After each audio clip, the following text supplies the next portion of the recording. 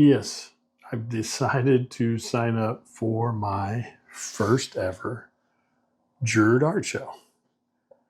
Now, it's not done yet. The application's due in about a week and a half. So I haven't officially done it, but I have made up my mind to do it this time. This is a smaller show. It's actually their first show. It's in a local area that I worked and grew up in. So that makes it a little bit exciting too. But I am pretty nervous about it. Like I said, I still like a week and a half before the application is due. So I've got a little bit of work to do before then, but 59, finally doing my first one. Now I've done little bitty shows, like little craft fairs every now and then. But the thing I have is I have a whole lot of different art. And the one thing that I've been hearing from people, also from the rules, I wished I had them up. I don't have them up on my computer, but one of the big things was consistency. And well, since I didn't draw for, golly, I think I quit drawing around my 7th or 8th grade year and didn't pick drawing back up until late 40s. But when I started picking back up, one of the things I started doing was realism. So I did a lot of pencil work. I don't know if there's going to be a glare on that. And I really enjoyed the pencil work. But the one thing I didn't like about the pencil work is it got to the point where after I had been drawing for a while, I'd get about 7 hours in and I was already bored. Whereas this one was a 40-hour drawing. Now, it's not that I didn't have more to learn. I had a lot more to learn. Like this contrast could be the values could be a lot darker in certain areas. So I had a lot to learn. So it wasn't that. It just didn't challenge me as much because you're looking at a picture. So then I started doing other things to challenge myself a little bit more.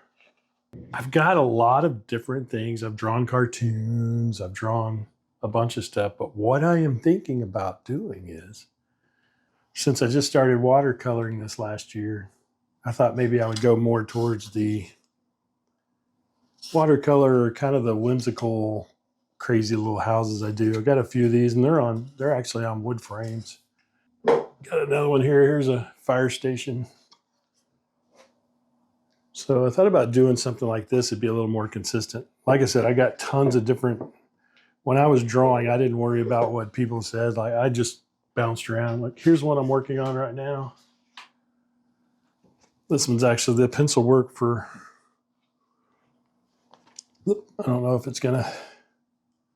But this is actually the pencil work on a watercolor one I'll be working on. This one I'm not going to wood mount. I think for the show, I'm thinking about, y'all let me know.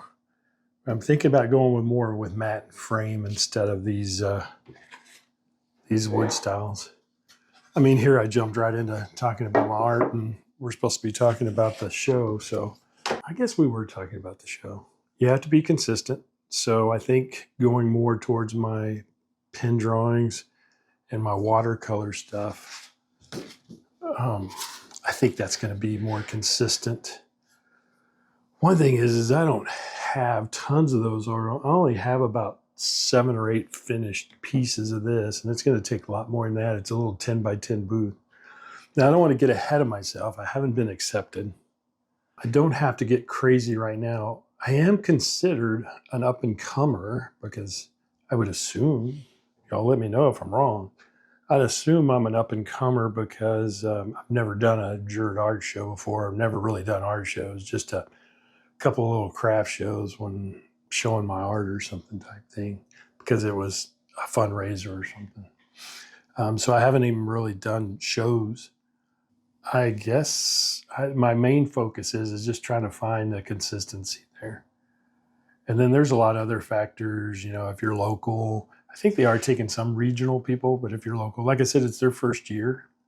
One nice thing is, and they said they have the booths. The booths are to be set up, and I assume in some of the bigger art shows that's not uncommon. So all I have to worry about is my art. So right now, being an up-and-comer, they tell me that I need 5 pictures of 4 of your artwork and 1 of your booth. Now, as an up-and-comer, they said since you don't have a booth, you can put in an extra picture of your artwork. So these are the kind of things I was thinking about. I mean, I really like some of the other stuff that I do. I even draw a lot of monsters sometimes, old cartoon monsters and stuff. But I think this is the thing to go with on this, being a little more consistent. So that's one of the keys. It's a little nerve-wracking, but I had to say it out loud. I wanted to tell y'all. One, I was also thinking about doing some videos in the next couple of weeks, me leading up to applying.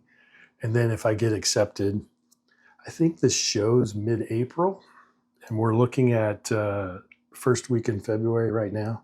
So I do have a little bit of time. So my main focus is to get my main 4 or 5 artworks. Of course, y'all let me know if I need to if I need more than 4 or 5, because instead of taking single pictures, I group some together. Like I said, this is fun but nerve-wracking. So I wanted y'all to be involved too, and I think it'd just be fun. I don't have a problem talking with people. I don't have a problem with setting up in booths. I mean, we sold hot sauce for 8 or 9 years, and we traveled all over the U.S. So setting up booths and chatting with people. Oh, sorry, hit my mic. That's fun. I enjoy that. So I'm not worried about that part. Now, there would be some, if I do get accepted, I might have some questions on, what is going to be the better print size and things and all that stuff. But I'm not worried about that right now. So the biggest thing is just having the consistency. What do my pictures need to look like? And the other reason why I'm doing this too, because I know there's a lot of people out there that want to know this information. So let's work it out together. And then whoever's watching this, if y'all have some of the answers or y'all have got some ideas or suggestions, just type them down in the comments, let us know, and we'll work this out together. Or you can just tell me that my stuff's not good enough and it won't work and I need to find another line of work. But what's ironic about finding another line of work is I own a screen printing and embroidery business with my family. So this is my line of work. The difference is we don't put houses on t-shirts. That's the main reason why I started drawing back again in my late 40s, is because we have our own apparel company and stuff, or I should say multiple apparel companies, and I had to draw a lot of the logos and stuff. So got back into drawing, but I really enjoy watercolor. Have a great time doing watercolor. Now, I know these are a little solid, so I'm still learning. Next couple of pieces I want to try is try to see if I can get a little less solid, let the watercolors work more instead of me working the watercolors. But this look right here is from somebody who learned Copic markers. And I used Copic markers for 2 or 3 years. So you can see that the solidness of the watercolor, that was me being a Copic marker person. All right, I shouldn't really say Copic, I just say alcohol marker. I don't want to just label it as Copic markers, but even though it was. So yeah, I'm excited. You can see on these, I've got a lot to learn. My trees are a little flat, kind of wonky, but it's all a learning process. Sometimes when you draw a little more whimsical, you can be a little less perfect, but yet it still works. So enough of me rambling. I appreciate it, guys. Come on along and join in on the journey as this 59-year-old man tries to go for his first juried art show. Again, the application's due here in about a week and a half, and I'll be turning that in, and I'll try to get out another video here in the next 3 or 4 days when I complete some of these extra watercolor ones. I also thought about doing some black and whites like this one. Now, this one doesn't have all the detail to it because I was going to watercolor it, but I would add more detail if I did a black and white. So I thought maybe a little section of black and white, the same houses. Would that be consistent? Not necessarily the same houses like this. I don't have one in here.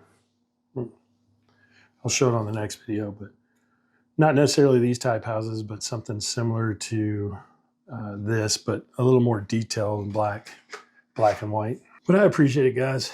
I know this is a little different than my reflection videos, and I really enjoy the reflection videos. I've learned a lot about photography and videography and things like that, but it's just nice to be able to do something like this, something I really enjoy, and I'm already familiar with it and everything, and I don't have to go off any script, which I probably should have. Kind of rambling just a little bit. I think the biggest thing right now is that I just got to not talk myself out of it.